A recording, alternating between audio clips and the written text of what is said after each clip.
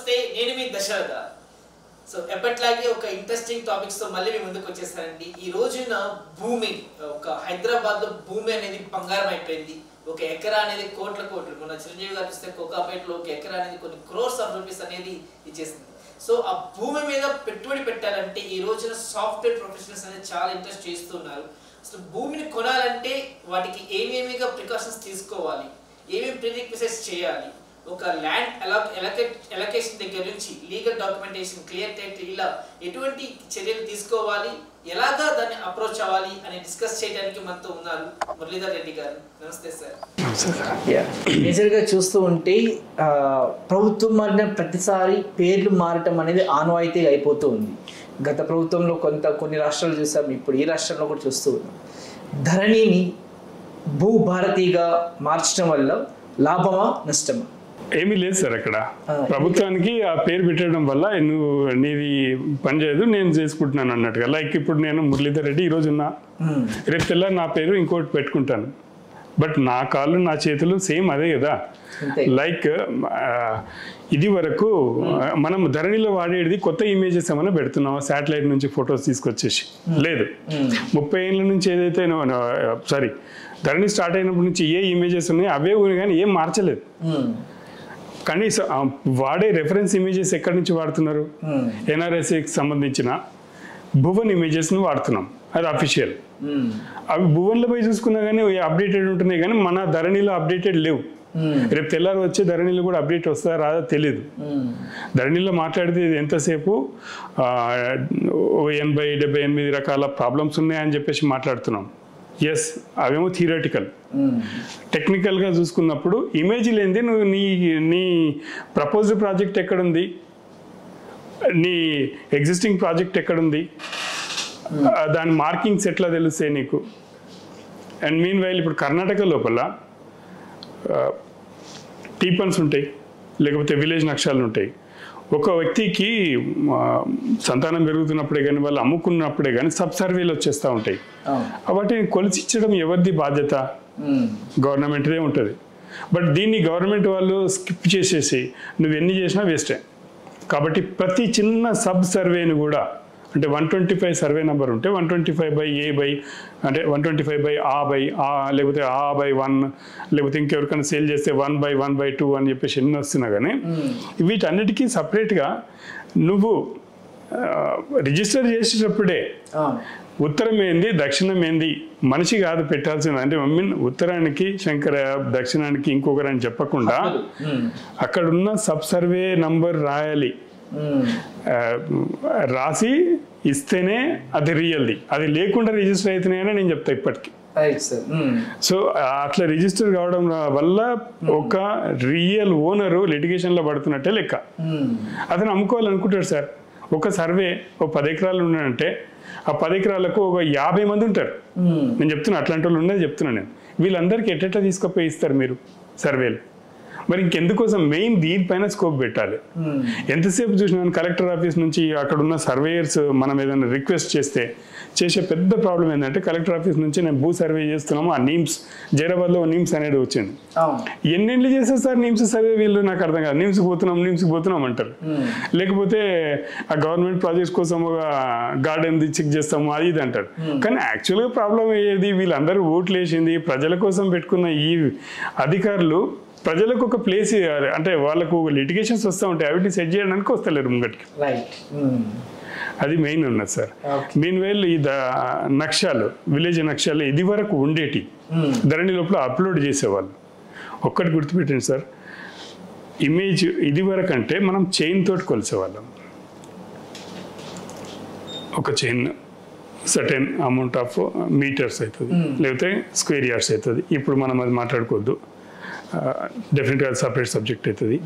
అయితే ఇవన్నీ తీసుకొని ఆ టీపన్కు ఒక సైడ్ బౌండరీ ఇంకొక సర్వే నెంబర్కి సెట్ అవుతుంది. ఇట్లా మల్టిపుల్ సర్వే నంబర్స్ అన్నీ కలిపితే టీపన్ అంటే జియోమెట్రికల్ డైమెన్షనల్ పేపర్ అనమాట.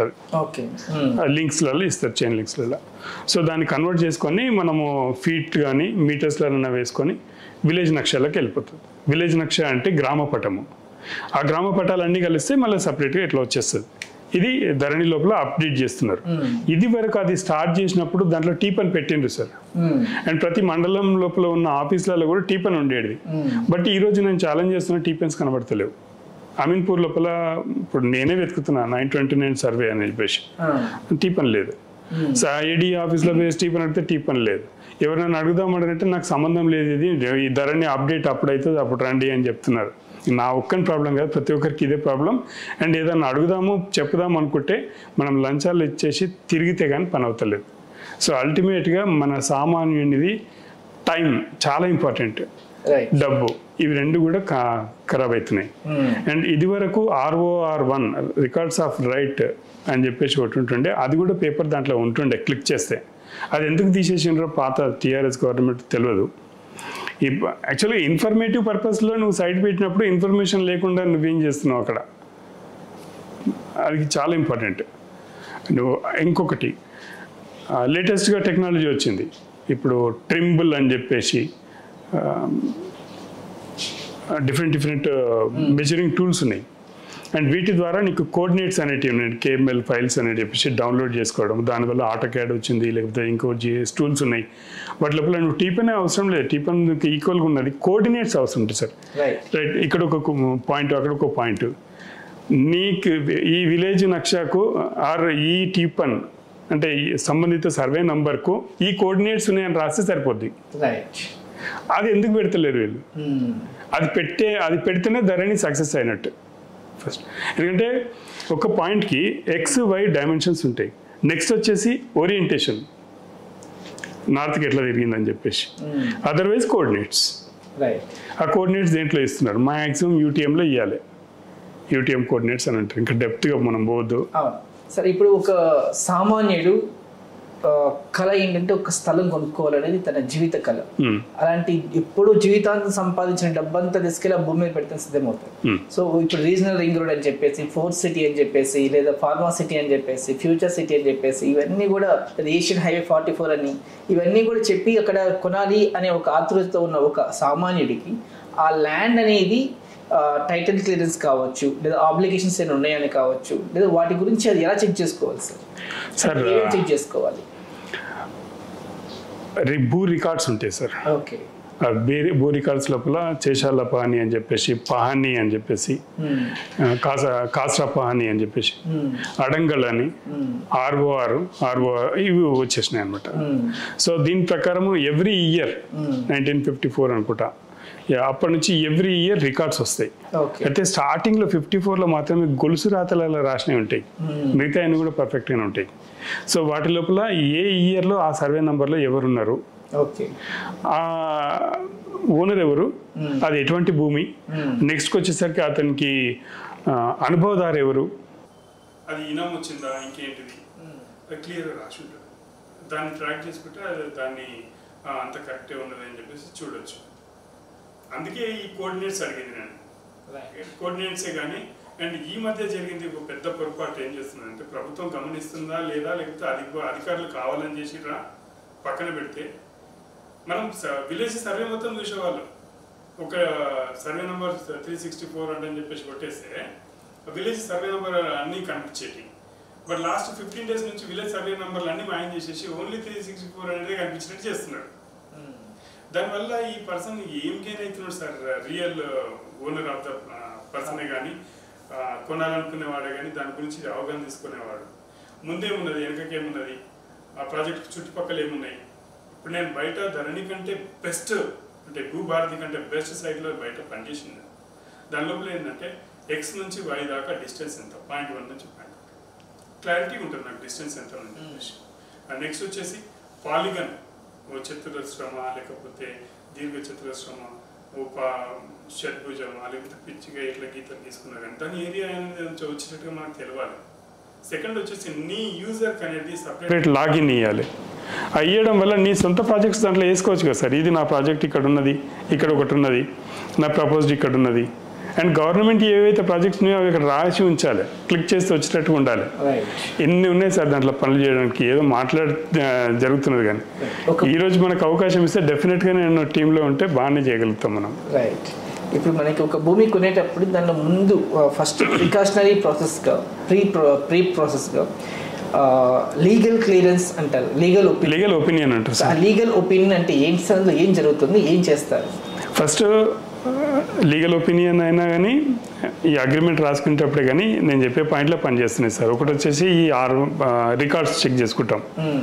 సెకండ్ వచ్చేసి కొన్నవాడు అమ్మిన వాళ్ళు రాసుకుంటారు కదా, రాసుకునే దాంట్లో ఏం రాసిండ్రు, ఈ భూమి చరిత్ర రాయాలి ఫస్ట్. అందరి చరిత్ర రాయకపోతే కష్టం. పలానా ఈరోజు ఇది ఉండే, ఈ ఇయర్ లోపల ఈ ఇయర్లో ఇది ఉండే, ఈ భూమిని ఈ విధంగా పంచుకున్నారు, ఇట్లా వచ్చింది అని చెప్పేసి అక్కడ రాయాలి. సో ఆ లీగల్ ఒపీనియన్లో కూడా అదే వస్తుంది అనమాట. కొంతమంది ఏం చేస్తారు, లేఅవుట్లలో ఇప్పుడు 169/E అనే సర్వే నెంబర్ అని ఉన్నది. కన్వర్షన్ లీగల్ ఒపీనియన్ అనే దానికి వచ్చేసరికి ల్యాండ్ నాలా కన్వర్షన్ అంటారు. అంటే దీన్ని అగ్రికల్చర్ ల్యాండ్ నుంచి నాన్ అగ్రికల్చర్ ల్యాండ్కు కన్వర్ట్ చేస్తారు. ఇవన్నీ కరెక్ట్ ఉన్నాయా లేవా, అండ్ మీన్ వైల్ అతనికి బౌండరీస్ అన్నీ కరెక్ట్ ఉన్నాయా, లిటిగేషన్స్ అంటే ఎవరో ఇప్పుడు పుట్టనోళ్ళు కూడా వచ్చేసి భూమి నాకు చెందుతుంది అని చెప్తారు. ఎందుకంటే అటువంటి వాటికి కూడా కరెక్ట్గా పోతుందా లేదా అంటే చెక్ చేసుకోవడము. మీన్ వైల్ డైమెన్షనల్ మ్యాచ్, ఇప్పుడు ప్లాట్ లోపల డైమెన్షన్ ఉంటుంది కానీ రియల్గా థియరిటికల్గా చూస్తే డాక్యుమెంట్లోనే కానీ డైమెన్షన్ చేంజ్ కావాలి. ఇది రిజిస్టర్ ఆఫీస్ లోపల దీనికోసం చాలా ఇబ్బందులు ఉన్నాయి. లైక్ 200 గజాల ప్లాట్ ఉన్నది అనుకుందాం, డైమెన్షన్ లోపు 210 గజాలు వస్తుంది రియల్గా థియరిటికల్గా చేస్తే వాళ్ళు ఇచ్చేది. దాని కరెక్షన్స్కు ఇక్కడ సెల్లర్స్ని ఇక్కడ వీళ్ళని తీసుకురామంటారు. ఆ కరెక్షన్ అథారిటీ యాక్చువల్గా రిజిస్టర్కి ఉండాలి. ఇటువంటి చాలా ఇబ్బందులు ఉన్నాయి సార్ వీటిలలో. సో వీళ్ళు లీగల్ ఒపీనియన్లలో ఇవన్నీ రాసుకుంటాం, ఇవి చూస్తారు అనమాట అడ్వకేట్. ఈ ప్రాపర్టీ పలానా వాళ్ళ దగ్గర నుంచి పలానా వాళ్ళ దగ్గర నుంచి ఇట్లా వచ్చింది, పలానా రోజు దీనికి ఇంత మోర్ట్గేజ్ చేసిర్రు, అంటే ఇంత లోన్ తీసుకున్నారు, ఇది పలానప్పుడు కట్టేసిండ్రు, అండ్ దీనిని ఇక్కడ అగ్రిమెంట్ చేసిండ్రు, development agreement DHGPA something else, అది ఇప్పుడు తీసుకున్నారు. అదంతా కూడా క్లియర్గా రాస్తారు. ఎంత డెప్త్ లీగల్ ఒపీనియన్ తీసుకుంటే అంత కాస్ట్లీ అవుతుంది, కానీ అది ల్యాండ్ మంచిగా సేఫ్ అవుతుంది. కాస్ట్లీ అంటున్నారు అంటే ఒక లీగల్ సుమారు ఎంత ఖర్చు అవుతుంది? నార్మల్గా ఇచ్చేయాలంటే 5,000 తీసుకోండి సార్. అంటే 1,000కి వేసేటోళ్ళు కూడా ఉంటారు, నార్మల్గా వేసేటోళ్ళు అయినా సరే. రీజన్ ఏంటంటే ఆ పర్సన్ది hours, family time, office charges డెఫినెట్గా మనం రెస్పెక్ట్ చేయాలి. అవి తీసుకుంటే మినిమం అనమాట. అంటే ఇప్పుడు ఒక సర్వే నెంబర్లో మొత్తం సర్వే నెంబర్ మొత్తం అతను కొనాలి అనుకుంటున్నాడు అనుకుందాం. సో అందులో ఎన్ని సర్వేస్ ఉన్నాయి అవన్నీ చూడాల్సి వస్తుంది. చూసే చుట్టుపక్కల ఎవరున్నారు అండ్ ఆ డీడ్స్, ప్రతి ఒక్కరి డీడ్స్ తెప్పించుకోవాలి. ఫుల్ డెప్త్ కావాలనుకున్నప్పుడు ఆయన ఏం చేస్తారు, అన్ని డీడ్స్ ఇక్కడ ఉండవు. 2012, 2011 అనేసరికి మీరు ఆ డాక్యుమెంట్ కొట్టేసరికి కనీసం మీ సేవలను కానీ టేక్స్ టైం 1 hour అయినా పడుతుంది. సో అవన్నీ కూడా డెప్త్గా పోవాల్సి వస్తుంది. అందుగురించే వాళ్ళు రిజిస్ట్రార్ ఆఫీస్లో వేసి వాళ్ళు అడ్వకేట్ అని చెప్పేసి కూడా చూపించేసారు, తీసుకొని అవి కూడా ఎంక్వైరీ చేసుకొని అవి చూపించాల్సి వస్తుంది. అంటే అది నీకు ఎంత పర్ఫెక్షన్ కావాలంటే అంత తీసుకోవాల్సి వస్తుంది సార్. వీటిని లింక్ డాక్యుమెంట్స్ అని కూడా అంటాం. లీగల్ ఒపీనియన్లో లింక్ డాక్యుమెంట్స్, ఈ డాక్యుమెంట్ ఏ రోజు ఎవరికి సేల్ అయింది, లేకపోతే ఎవరు వీలునామా రాసిండ్రు, ఎటువంటి అగ్రిమెంట్ రాసుకున్నారు, ఇట్లా వరుసగా వస్తూ ఉంటాయి. అవన్నీ వచ్చినప్పుడు ఇంకా కొంచెం డెప్త్గా పోయినప్పుడు సాక్షులను కూడా ఎవరెవరు సాక్షులు ఉన్నారు వీళ్ళు డెప్త్గా రాయాల్సి వస్తుంది. నేను రాయగలుగుతాను, అదృష్టం ఏంటంటే. అవునా? Yes sir. Okay, so legal opinion అంటే ఖచ్చితంగా మురళీధర్, నేను అడ్వకేట్ని కాదు, మనకు అడ్వకేట్ టిప్ బెస్ట్ ఉన్నది, అది that is true. Right. So ఇప్పుడు ఈ ప్రాసెస్ జరిగేటప్పుడు 4 రూపాయలు ఖర్చు అయినా, 4 రోజులు పట్టినా, లేట్ అయినా లీగల్ ఒపీనియన్తో వెళ్ళటం అనేది కరెక్ట్ అంటారు? ఎస్ సార్, ఖచ్చితంగా. ఎందుకంటే ఏదో ముందే సేఫ్ జోన్లో ఉండటం అనేది కొంచెం ప్రికాషనరీగా ఉంటుంది. ఇంకొకటి, ప్లాట్ కొనేటప్పుడే కానీ ల్యాండ్ కొనేటప్పుడే కానీ డైరెక్ట్గా కొనడానికి వెళ్ళకుండా ఆ ప్లేసెస్కి ప్రాక్టికల్ వెళ్ళేసి మనం కొనడానికి పోతాం సార్. అక్కడ పోయి చూస్తాం, అట్లా వచ్చేస్తాం. బట్ బౌండరీస్ మనకు తెలియదు. బౌండరీస్ ఫిక్స్ చేసుకోవాలి, పొజిషన్లు ఏమున్నదని చెప్పేసి. కొంతమంది ఏం చేస్తారు, నాది ఇదే సర్వే నెంబర్, నేను ఇక్కడనే ఉంటున్నా అని చెప్తారు. అదే సర్వే నెంబర్ ప్రకారం మనకు అమ్మేస్తారు. కానీ అది ఆ సర్వే నెంబర్ ఉండదు, అసలు అది కానే కాదు, ఇంకో వేరే ప్లేస్ ఉంటుంది. ఎందుకంటే నేను చెప్పినట్టుగా ఒకే సర్వే నెంబర్లు ఉన్న వాళ్ళు పంచుకోకపోవడమే కానీ, వాళ్ళకు ఆ ఏరియాస్ తెలియకపోవడమే కానీ దానివల్ల ఈ ఇబ్బందులు వస్తున్నాయి. ఎప్పుడైతే మనము ఇవి చేంజ్ అయ్యేటప్పుడు ఉంటుందో ఆ ఫ్యామిలీ మెంబర్స్ ఎవరెవరు చిన్న పుల్ల పెట్టేస్తే మొత్తం అది ఆగిపోయి ఉంటుంది, డిస్టర్బ్ అవుతుంది. సో ఇవన్నీ చూసుకోవాల్సి వస్తుంది. మీరు వెళ్ళేసి ఆ ప్లేస్ పొజిషన్లో ఎవరున్నారు, ఇబ్బందులు ఏం లేవు, కొన్ని అడ్వాన్స్ 10% 15% ఇచ్చేసి మీరు వేసి జీసీబీ పెడతారా గడ్డపార పెడతారా పెట్టేసి బౌండరీస్ వేసి అగ్రిమెంట్ సెట్ చేసుకోవాలి. అదర్వైజ్ తీసుకోవడం వేస్ట్. అగ్రిమెంట్ అయ్యాకనే మన అమౌంట్ ఇవ్వాలి. Yes sir. మీ దగ్గర ఫుల్ అమౌంట్ ఉన్న ఒకటి రోజు సెట్ చేసుకోవద్దు, 1 month టైం తీసుకొని అక్కడ ఉన్న యాక్చువల్గా ఇది వరకు అంట నేను నిన్న మొన్న సామెత, ఒక ఊర్లో ఒక అమ్మాయిని పెళ్లి చేసుకోవాలి అంటే వాళ్ళ ఇంట్లో అడగకూడదు, లేదా అబ్బాయిని అడగకూడదు. 2 kilometers అక్కడ ఇక్కడ తిరిగి రావాలి. ఆ తర్వాత మొత్తం చరిత్ర తెలిసిపోతుంది. నెక్స్ట్ మనం చేయొచ్చు. సో అట్లాగే మనకు ఒక సర్టెన్ పీరియడ్ అనేది తీసుకుంటే కానీ దానికి సెట్ కాదు. రైట్. సో అమౌంట్ ఉన్నా కానీ వెళ్ళకుండా ఫస్ట్ అగ్రిమెంట్ లో ఒక 30 to 40% పెట్టి అయ్యేపోతుంది. 30 to 40. ఓకే, కొంత తక్కువ అమౌంట్ అనేది. ఎందుకంటే ఈ మధ్యలో మీడియేటర్స్ ఉంటారు, వాళ్ళు ఏంటంటే వాళ్ళకే భయం ఉంటుంది. ఫస్ట్ మీడియేటర్ ఉంటాడు, ఇంకొకరిని ఎక్స్ను వైది కలుపుకొని వస్తారు. అమౌంట్ ఈ 4-5 షేర్ చేసుకునేటప్పుడు, అంటే నేను కొంచెం మీ ప్లాట్లలో మాట్లాడుతున్నాను కాదు కానీ, నువ్వు ఆయన దగ్గర తీసుకొని నేను దగ్గర తీసుకుంటా ఈ గొడవలు వచ్చేస్తా ఉంటాయి వాళ్ళకు. మీన్ వేళ్ళు ఇవన్నీ ఎందుకు టెన్షన్లు అని చెప్పేసి అగ్రిమెంట్ అయ్యే రోజే వీళ్ళు అమౌంట్ అడిగేస్తారు. నెక్స్ట్ వీళ్ళు ఎందుకు మీకు సమాధానం చెప్తారు. వీళ్ళకు చాలా సేల్స్ ఉంటాయి, ఎక్కడో ఒక చోట వెళ్తారు, ఇంకో చోట తిరుగుతూ ఉంటారు. సో కాబట్టి ఇట్లా ఆపి పెడితే అందరికీ సెట్ అవుతుంది. కొంచెం ఇచ్చి కొంచెం ఆపాలి. ఓకే. ఇప్పుడు మొత్తం టోటల్ అమౌంట్లో ఎంత పర్సంటేజ్ అనేది అగ్రిమెంట్ లెవెల్లో పెట్టుకుంటే మంచిది అంటారు?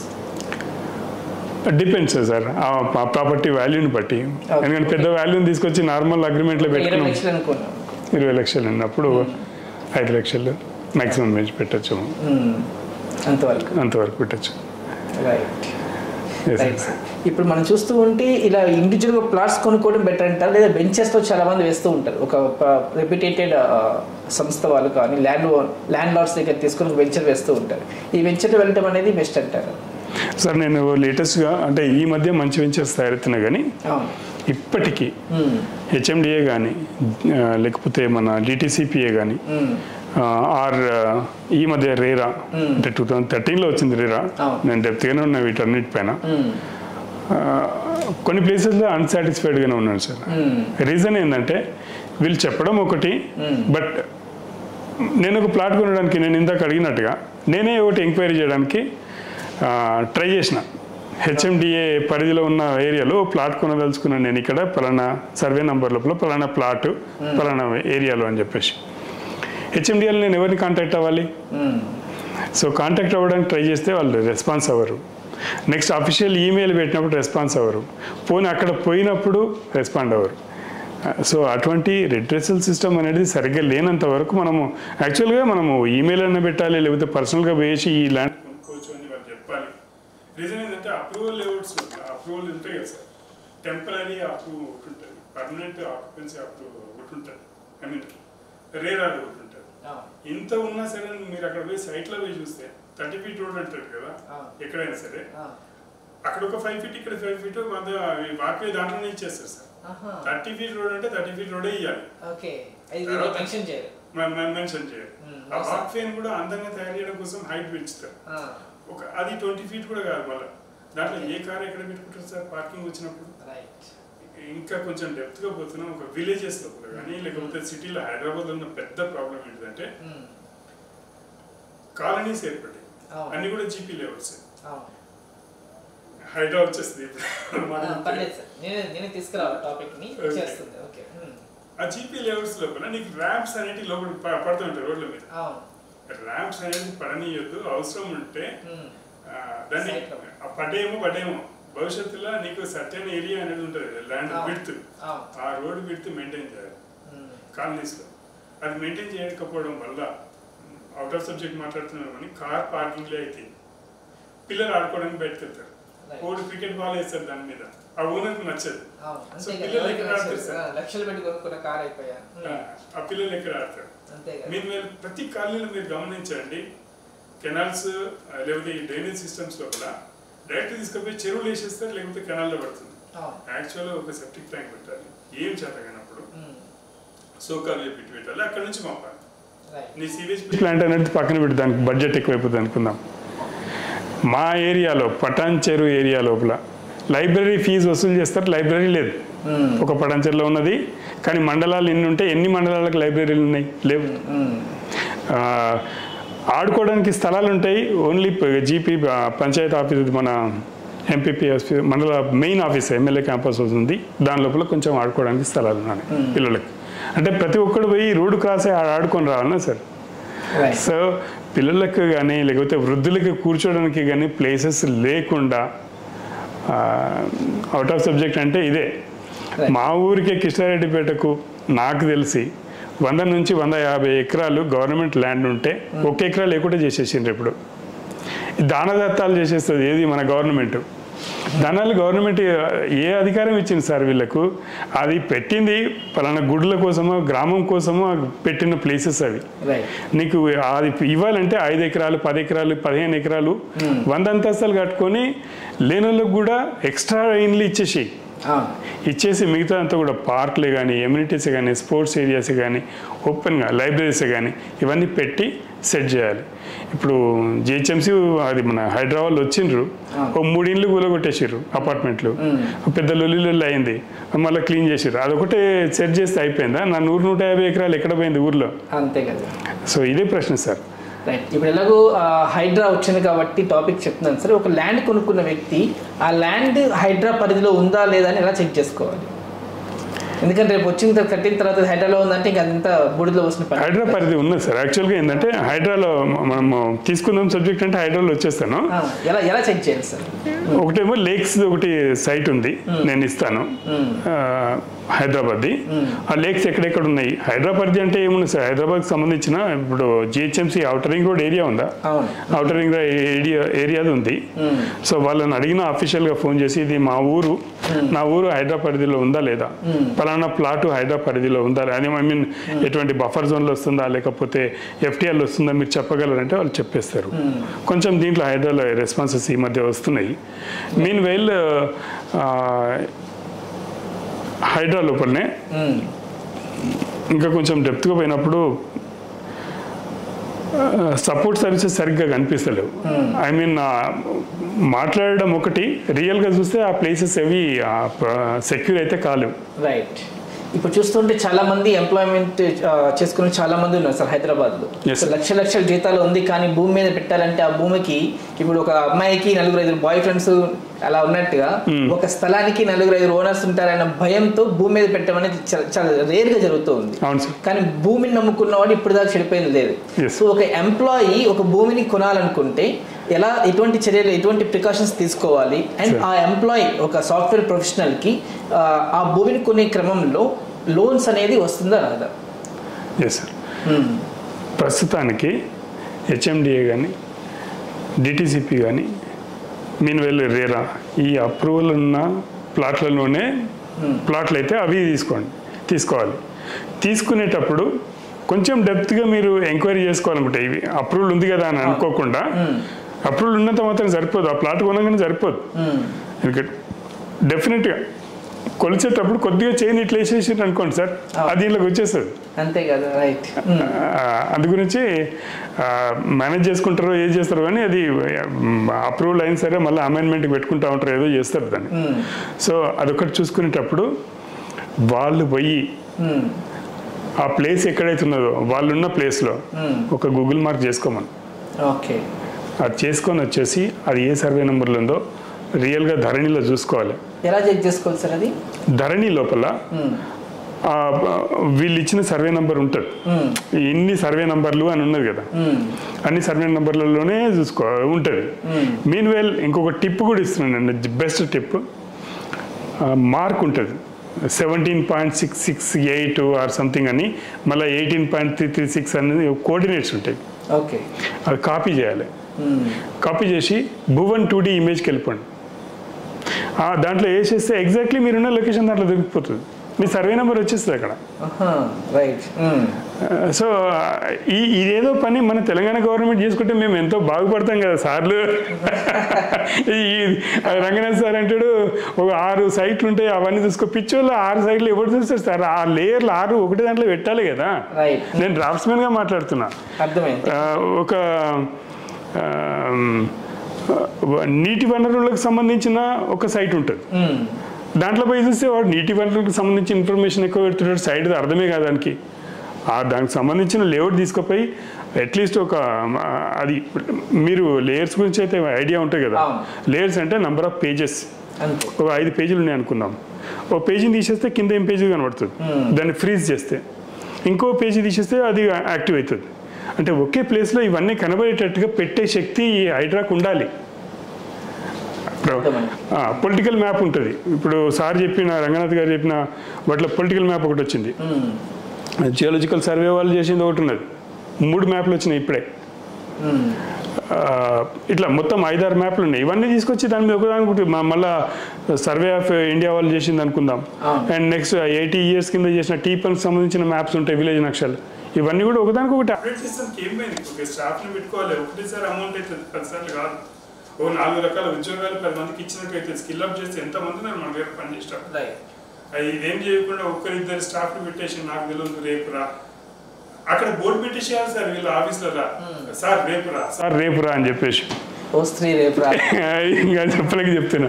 సో పనులు అవుతలేవు సార్ ఈ గవర్నమెంట్ కానీ ఆ గవర్నమెంట్ కానీ, ఓన్లీ పేపర్లలో మాత్రమే అడ్వర్టైజ్మెంట్ నడుస్తున్నది అంతే. పేరుకి ఒకలా ఉంది, వాస్తవానికి ఇంకోలా ఉంది. Yes right sir. అంటే ఇప్పుడు కొన్ని చోట్ల చూస్తూ ఉంటాము, వాళ్ళు అగ్రిమెంట్ అయిపోతుంది, బుకింగ్ అమౌంట్స్ కడతారు, ఎలొకేషన్ అమౌంట్స్ అన్నీ అయిపోతుంది. అసలు నమ్మొద్దు సార్, అది అసలు నమ్మొద్దు. ఎందుకని? అగ్రిమెంట్లు అయిపోతున్నాయి ఏది మన ప్లాట్లు కొనేటప్పుడు, అసలు నమ్మొద్దు సార్. అది చాలా సైట్స్ ఉన్నాయి సార్ ఓపెన్ గా, చాలా ఇండ్లు ఉన్నాయి ఓపెన్ గా, కూల్గా ఉండేసి చేతగైనప్పుడు ఓపెన్ స్పేసెస్. మీకు ఇంకా కొంచెం ఐడియా కూడా ఇస్తా, డైరెక్ట్ పెద్ద వెంచర్లలో ఆ పార్టిషన్స్ చేయకపోవచ్చు, చిన్న వెంచర్స్ ఉన్నాయనుకోండి, 2-3 కలుసుకుని ఓపెన్ స్పేసెస్ తీసుకుంటున్నప్పుడు ఈవెన్ ఫ్లోర్లో వీళ్ళకి కావాల్సినట్టు వీళ్ళు మాడిఫై చేయించుకోవచ్చు అకార్డింగ్ టు ద స్పెసిఫికేషన్స్. అంటే నీకు టాయిలెట్ ఎక్కడ ఉంటుందో అదే టాయిలెట్లో మళ్ళీ పైన అక్కడనే వచ్చేటట్టు ఉంటేనే నీకు అవన్నీ జరుగుతాయి. నేను అదృష్టం ఏంటంటే నేను మిల్లీమీటర్ తేడా రాకుండా 800 ఆఫీసెస్, 250 ఆఫీసెస్, ఇట్లాంటి ఆఫీసెస్ యానిమేట్ చేయడమే కదా, డ్రాఫ్టింగే కదా, 30-40 టైప్స్ ఆఫ్ డ్రాయింగ్స్ డెలివరీ ఉంటాయి అన్నమాట. అవన్నీ చేసినాను కాబట్టి సో ఆ విధంగా ఇద్దరు కలిసి తీసుకున్నా కానీ ఆ ఫ్లాట్ లోపల అట్లా సెట్ అవుతుంది. 2-3-4 టీమ్ ఆఫ్ పీపుల్ రెడీ అయిపోయి ఒక 200-300 గజాల ప్లాట్ తీసుకున్నా కానీ 3-4 అంతస్తులు తీసుకొని ఒక మంచి లిఫ్ట్ వేసుకుంటే వాళ్ళ లైఫ్ వాళ్ళకి సెట్ అయినట్టే, ఎవరి మీద కాకుండా. బట్ ఆ నమ్మకం ఉండాలి సార్ ఒకరి మీద ఒకరికి, అంతే. రైట్. ఇప్పుడు మనం చూస్తుంటే చాలా మంది విషయాల్లో రిజిస్ట్రేషన్స్ అనేది ఒకనొక దశలో ఆగిపోతూ ఉంటుంది. రిజిస్ట్రేషన్స్ కావు, ఎందుకని కావు సార్? రిజిస్ట్రేషన్స్ ప్రైసెస్ ఒకటి, నెక్స్ట్ ఈ మధ్య ఆగడానికి ఏంటంటే ఒకేసారి లాస్ట్ 2 months బ్యాక్ ఆగడం ఏంటంటే హైడ్రా మీద భయపడిపోయి, ఎందుకు నేనే కొన్న ఒకటి కొన్న తర్వాత మళ్ళీ దాని మీద పోయి చండియాలని కొన్న అయినా సరే చూద్దామని చెప్పేసి చూస్తే పక్కన లాంగ్ డిస్టెన్స్లో కొంచెం వాటర్ బాడీ కనిపించింది. మళ్ళీ అమినో వాళ్ళని చూసినాము, మళ్ళీ ఎంక్వైరీ చేసుకున్నాం, ఓకే సేఫ్, ఇవన్నీ చూసుకోవాల్సి వస్తుంది సార్. అసిస్టెన్స్ కావాలంటే డెఫినెట్గా మనం సపోర్ట్ చేద్దాం ఎవరికైనా కానీ. Yes sir. సో ఇప్పుడు మనం చూస్తూ ఉంటే లిటిగేషన్స్ అంటే కొన్ని లిటిగేషనల్ ల్యాండ్స్ అని ఉంటుంది. సార్ ఈ లిటిగేషన్ ల్యాండ్స్ అనేది ఏంటి సార్? సార్ సింపుల్ సార్, నేను ఎగ్జాంపుల్స్ ఎవరిని తీయను, బట్ ప్రాక్టికల్గా జరుగుతున్నాయి, ఫేసెస్ చేస్తూనే చెప్తాను. ఒక సర్వే నెంబర్ ఉన్నది ఉస్కేబాయ్ విలేజ్. సో వ్యక్తి రియల్గానే ప్లాట్ కొనుక్కున్నాడు. అయితే ఆ ఏరియా సర్వే నెంబర్ ఏదైతే ఉన్నదో డెవలపర్కు ఆ వ్యక్తి డిఏజిపి అనేది రాసిండు, development agreement general power of attorney అనేది రాసిండు. ఆయన రాసేటప్పుడు ఫ్యామిలీ మెంబర్స్ని ఒక బిడ్డని పెట్టి రాసిండు. ఫ్యామిలీ మెంబర్స్ ఆయన కొడుకు లేకుండా భార్య బిడ్డ రాశారు. తర్వాత ఏం చేసిండు, ఒక 4 years అదే ఊర్లో ఉన్న దాన్ని ఆగిండు. ఆగి ఆఫ్టర్ సర్టెన్ ఇయర్స్ 4-5 years దాని మీద అటాక్ చేసిండు. ఎట్లా? కొత్త బౌండరీస్ సృష్టించండు.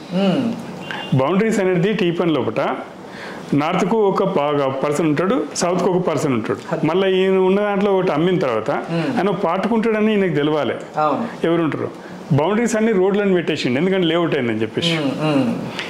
ఇది ఆఫీసులలో పైసలు ఇచ్చి రాసి రిజిస్టర్ చేయించిరా ఏదే కానీ ఒక అగ్రికల్చర్ ల్యాండ్ రెక్టాంగిల్ షేప్లో రాదు. ఓకే, వస్తుంది అనుకుందాం. రోడ్లు ఎట్లా వస్తాయి? సీసీ రోడ్లు. అది ఎట్లా రాయగలిగారు వాళ్ళు? 30 feet రోడ్స్, అది కూడా. సో డబుల్ రిజిస్ట్రేషన్ క్రియేట్ చేసి అది క్లోజ్ చేసుకోమంటని చెప్పేసి ఈ రిజిస్ట్రేషన్ చేసింది ఎవరు? రిజిస్ట్రేషన్ ఆఫీసర్లు.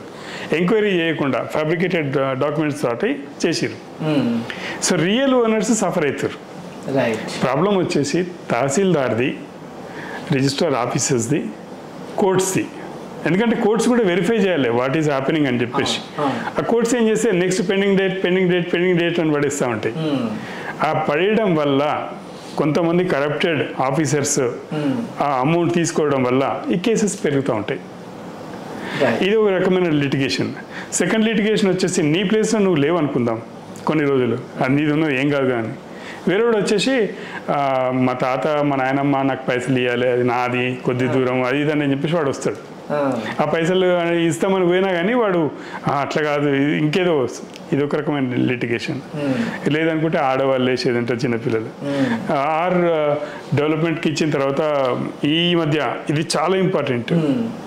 పెద్ద బిల్డర్స్కి ఎప్పుడే కానీ అగ్రిమెంట్ రాసేటప్పుడు వన్ సైడ్ అగ్రిమెంట్ రాయొద్దు. వన్ సైడ్ అగ్రిమెంట్ అంటే రైతులు, హైదరాబాద్లో ఉన్న రైతులే కానీ ఆంధ్రప్రదేశ్లో ఉన్న రైతులే కానీ మోసపోయే ఫస్ట్ పాయింట్ ఏంటంటే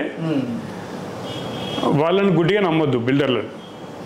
ఐ మీన్ వాళ్ళు రైతు ఏదో ఇష్టం ఉండి నీ దగ్గరకు వచ్చిండు అని రాసే ఫస్ట్ మాట, ఎవరి ద్వారానో వచ్చిండు, నాకు ఫ్యామిలీ అవసరాలకు ఉన్నాయి అందుకోసం నేను మీకు ఒప్పుకున్నా, ఇద్దరికి అగ్రీ అయ్యింది, అట్లా రాస్తారు వాళ్ళు. అది కాదు కావాల్సింది, మా ఇద్దరికి అండర్స్టాండ్ ప్రకారమే మేము రాసుకున్నాం. అది ఒకటి. సెకండ్ వచ్చేసరికి మాకు పర్మిషన్ వచ్చినాక 3 ఏళ్ళు ఇస్తామంటారు. మీకు పర్మిషన్ ఎప్పుడు రాలే, ఎప్పుడు 3 ఏళ్ళు ఇవ్వాలి. అటువంటిది ఒప్పుకోవద్దు. ఇవన్నీ చూసుకోవాలంటే లీగల్ ఒపీనియన్కి పోవాలి, కరెక్ట్ డ్రాఫ్టర్ దగ్గరికి పోవాలి. ఇటువంటి ఫేసెస్ నేను కూడా ఫేస్ చేస్తున్నాను కాబట్టి ఓపెన్గా అందరికి చెప్తున్నాను నేను. సో అవసరం ఉన్నప్పుడు డెఫినెట్గా కాంటాక్ట్ అవ్వండి సార్. ఎస్, పర్మిషన్స్ అనేది ఎప్పుడు వస్తుంది ఏంటనేది ఎవరికి తెలియదు సార్. అండ్ వీళ్ళు బిల్డర్స్ ఏం చేస్తున్నారు, ఇక్కడ ఈ ల్యాండ్ చేస్తారు అక్వైర్, ఇక్కడ నీతోటి అగ్రిమెంట్ చేసుకుంటున్నప్పుడు పక్కన ల్యాండ్ గురించి నీ పైసలు తీసుకుపోయి ఆడబెడతాడు, ఇది చేయడు అది చేయడు.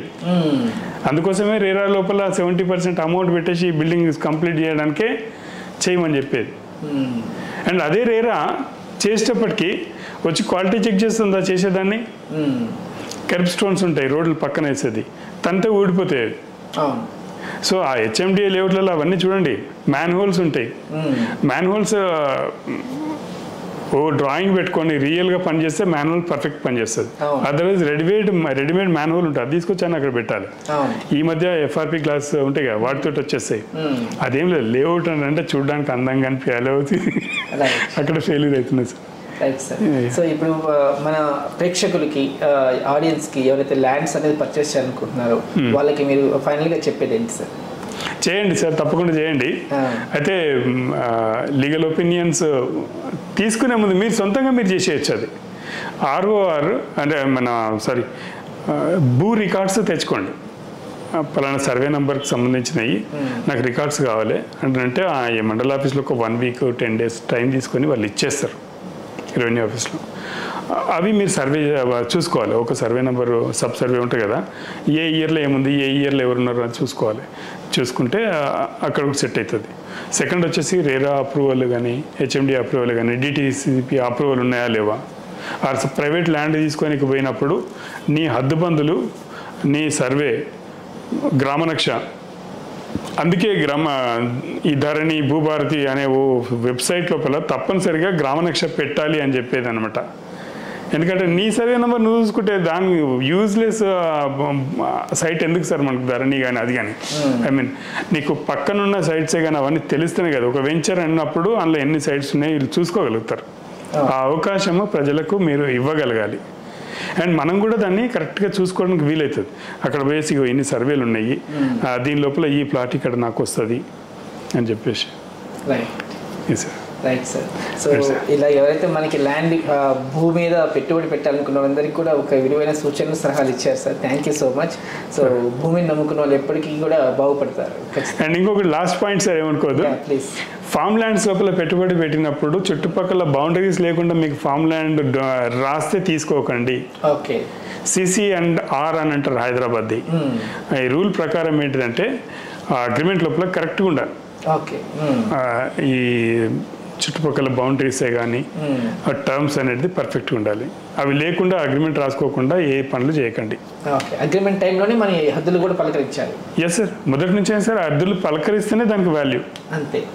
పేమెంట్ టర్మ్స్, హద్దులు, షెడ్యూల్ ఆఫ్ ప్రాపర్టీ, హద్దులతో ఉంటేనే షెడ్యూల్ ఆఫ్ ప్రాపర్టీ అవుతుంది. ఇంకా పేమెంట్ టర్మ్స్ ఇంకేమేమి ఉంటుంది సార్? పేమెంట్స్ అడ్వాన్స్ ఎంత ఇచ్చినాము అండ్ మిగతాది ఎప్పటికల్లా ఇస్తాము. మనకి ఈ మధ్య అయితే ఫోన్పే కానీ జీపే కానీ అకౌంట్ పే అయినప్పుడు దాన్ని డీటెయిల్స్ పెట్టాలి. ఏ బ్యాంక్ నుంచి పంపించినాము, ఏ అకౌంట్ నుంచి పంపించినాము, అవన్నీ తప్పకుండా రాయాలి. ఇంకా మిగతాది ఎన్ని రోజుల్లో ఇస్తాము అని చెప్పేసి ఒక కండిషన్ పెట్టాలి. పెట్టేసి మీన్ వైల్ ఇది ఇచ్చేటప్పుడు మేము కొనే అగ్రిమెంట్కి ఈ కొనేవారి గురించి ఫస్ట్ సూచన ఏంటంటే, ఈ కొనే లోపల నాకు ఆ పొజిషన్స్కి వచ్చే లోపల 15 రోజుల్లో, 20 రోజుల్లో, 30 రోజుల్లో దీనికి సంబంధించిన ఈసీలు, ఇన్కమ్ సర్టిఫికేట్స్ అఫీషియల్గా స్టాంప్ వేసినాయి నార్మల్గా తీసుకున్నా సరే, అండ్ రికార్డ్స్ ఆ పొజిషన్లో మమ్మల్ని తీసుకుపోయి చూపించడము, ఇవన్నీ మీరు చేయాలి. అవసరం ఉన్నప్పుడు మీరు ఎప్పుడైనా కానీ అటెండ్ అవ్వాలి. ఎక్కడికైనా పోయేది ఉంటే సంతకాలు ఉన్నా కానీ ఓటీపీలు ఏమన్నా వచ్చినప్పుడు చెప్పేటట్టుగా ఉండాలి అని అగ్రిమెంట్ రాసుకోవాలి. ఓకే. Right sir.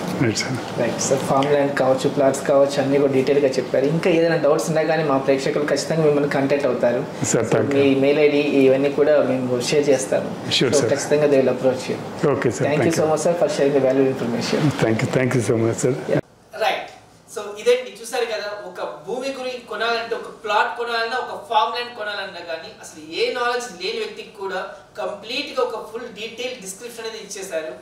ఒక ల్యాండ్ కొనాలంటే మీరు ఆ ల్యాండ్ దగ్గరికి వెళ్ళి మీ గూగుల్ మ్యాప్స్లో ఓపెన్ చేసి దాని నుంచి అక్కడ భారతి కానీ ధరణిలో కానీ చెక్ చేసుకున్న ప్రాసెస్ కూడా డీటెయిల్గా ఎక్స్ప్లెయిన్ చేశారు. సో ఇవన్నీ కూడా పాటిస్తే ఖచ్చితంగా మీరు పెట్టే పెట్టుబడి బంగారం మఠంలో ఎటువంటి సందేహం లేదు. రైట్ ల్యాండ్ కొనండి, రైట్ టైంలో ఇన్వెస్ట్ చేయండి, and you will be the lucky అనుకోవచ్చు. సో ఈ ఇన్ఫర్మేషన్ అంతా కూడా ఖచ్చితంగా ఫాలో అవుతూ ఎక్కడ ఏ ల్యాండ్ అయితే కొనబోతున్నారో అక్కడికి వెళ్ళేసి మీ ల్యాండ్ కోఆర్డినేట్స్ని కూడా ఖచ్చితంగా షేర్ చేస్తూ వాటి గురించి డీటెయిల్గా ఎంక్వైరీస్ అనేది తీసుకున్నప్పుడు ఎటువంటి మనకి చికాకులు లేకుండా, లిటిగేషన్స్ లేకుండా హ్యాపీగా ఉంటుందని చెప్తున్నారు. సో ఇదండి ఈరోజు discussion with the Muralidhar Reddy గారు. మరోసారి మరో గెస్ట్తో మళ్ళీ కలుసుకుందాం. Till then keep watching human rights voice. నేను మీ దశరథ.